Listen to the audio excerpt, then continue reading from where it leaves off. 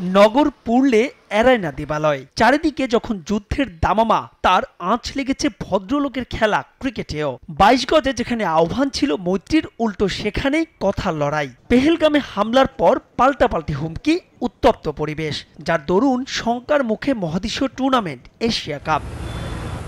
পূর্বের সূচি অনুসারে টি-20 ফরম্যাটে অনুষ্ঠিত হওয়ার কথা ছিল এশিয়া কাপ, শুরুতে যার স্বাগতিক ছিল ভারত। তবে আগেই বিসিসিআই জানিয়েছিল ভারতের মাটিতে হচ্ছে না এবারের এশিয়া কাপ, সম্ভাব্য ভেন্যু আরব আমিরাত কিংবা শ্রীলঙ্কা। টি-20 বিশ্বকাপের আগে বিশেষ প্রস্তুতিতে যে টুর্নামেন্টে দৃষ্টি ছিল দলগুলোর, কিন্তু সবই এখন যেন দূরের বাতিঘর।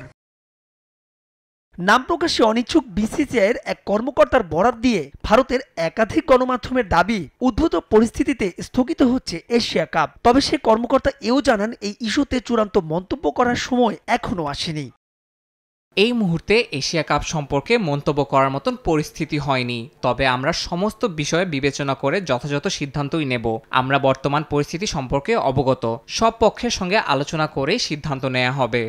তবে ভারতের সাবেক ক্রিকেটাররা দিচ্ছেন ভিন্ন পরামর্শ।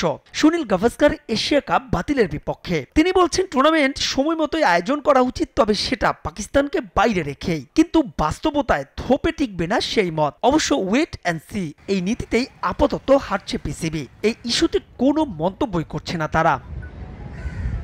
এসিসি এবং বোর্ডগুলোর লভ্যাংশের বড় একটা অংশ আসে এশিয়া কাপ থেকে। এই টুর্নামেন্ট বাতিল হলে টান পড়বে এসিসির কোষাগারে, কারণ ব্রডকাস্টারদের কাছে ভারত পাকিস্তান ম্যাচ মানেই হটকেক, ভিন্ন আবেদন। পূর্বের সূচি অনুসারে এবারের এশিয়া কাপে অংশ নেওয়ার কথা ৮ দলের, যেখানে এ গ্রুপে পাকিস্তান ভারতের সঙ্গে আরব আমিরাত আর হংকং, আর বি গ্রুপে বাংলাদেশ লড়বে শ্রীলঙ্কা, আফগানিস্তান এবং ওমানের বিপক্ষে।